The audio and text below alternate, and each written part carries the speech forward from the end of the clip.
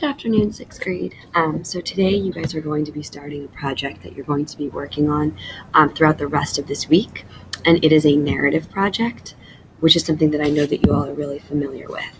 So what I'm going to do today is go through your packet with you so that you understand your job throughout the rest of the week. And if you have any questions, just raise your hand. So we're going to start with the first page of your writing packet where it says your task.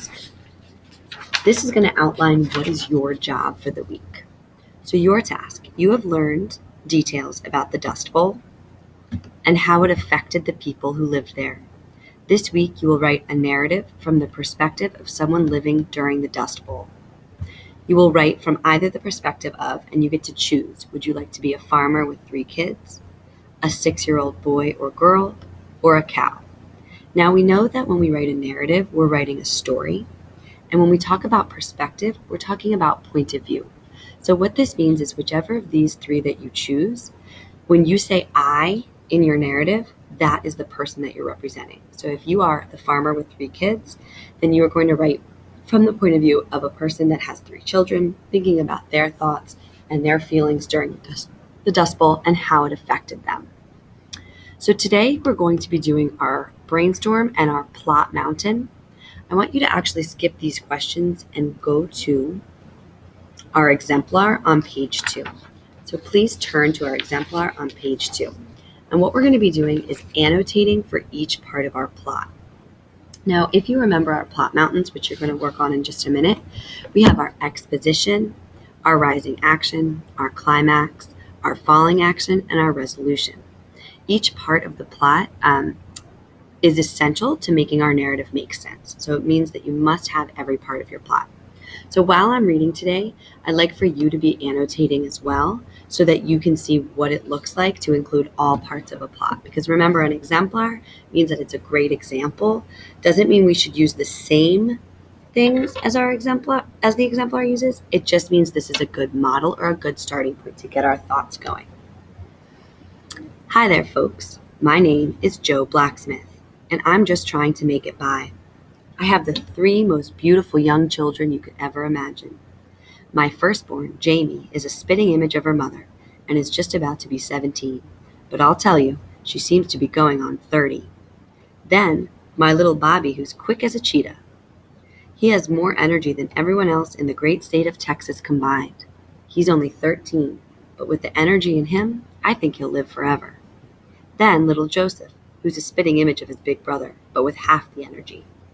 As for my wife, well, I prefer not to talk about her too much. We lost her 2 years ago in 1934 once the first dust storm hit. The lamp fell off the table and knocked her right out. Doc said that it wasn't something a little rest and some good hydration couldn't fix. But even that bit of water is too much for us to ask these days. We lost her in her sleep. Given the circumstance, I'm pretty proud of the way I've been able to make this life for my 3 little ones. Well, I shouldn't say little, because Jamie acts near more grown than me most times. But our small 2-bedroom shack keeps out as much dust as one could ask for while you're living in the Dust Bowl. And we have food on our plate every night. Well, almost every night. I'm going to pause there because this is an example of which part of our plot diagram or our plot mountain. This is our exposition. And remember that our exposition introduces character and setting. So if you see, our setting is the Dust Bowl around 1934.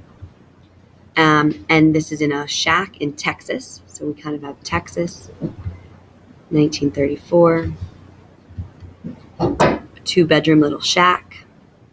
That's our setting. And our characters are obviously our narrator, Joe Blacksmith,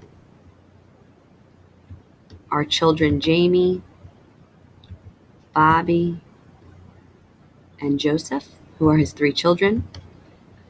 His wife is dead, and she died because of something that happened during a dust storm. So we can think about how this character is being affected by the dust storm is definitely his wife. He lost his wife because of it. I'm also going to underline this right here that says quick as a cheetah, because that's a great example of what type of figurative language.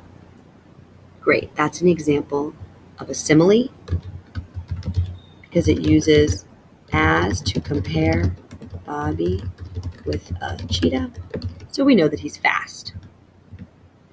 Remember, as I'm annotating, you should be annotating as well.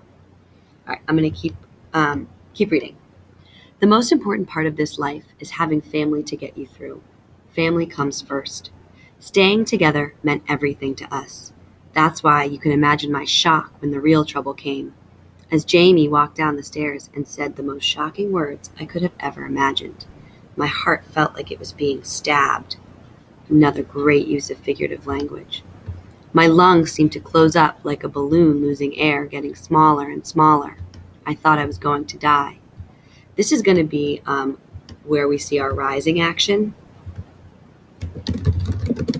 Our narrator is building to the climax, building suspense. Dad, I've had it. I'm moving to California. This is our climax. This is our turning point. So please label that as climax. But why? You have everything here. Your 2 little brothers, the farm, me. Dad, there isn't a future for me here. All I do is take care of the little ones. I didn't even go to school for 2 years so that I could help with the farm.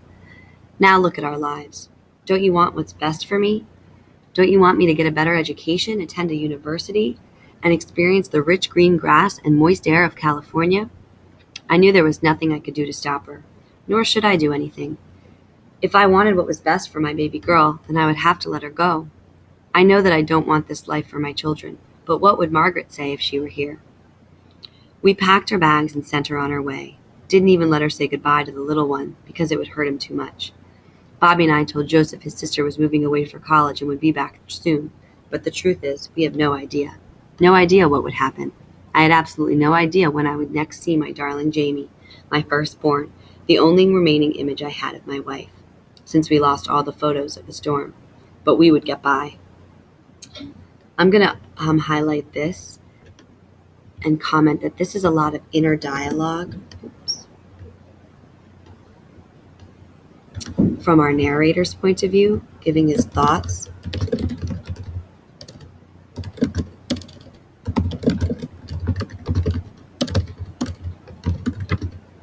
Thoughts and feelings about his daughter leaving. As months passed, Jamie wrote. She sent postcards through her travels. I swear I could sense the happiness in each postcard as she made her way to greener lands. I knew that this was the right move for my baby, even though I still struggled with the idea of letting her go, and struggled with the fact that I had no idea when I would see her next. I had absolutely no idea. Since then, 3 years have passed. Her most recent postcard read. Before I read that, I'm going to go ahead and comment that this is our falling action, that he's feeling better about her move, and we're working towards that resolution. Dear Bobby and Daddy Bobby and Joseph, I am doing well here.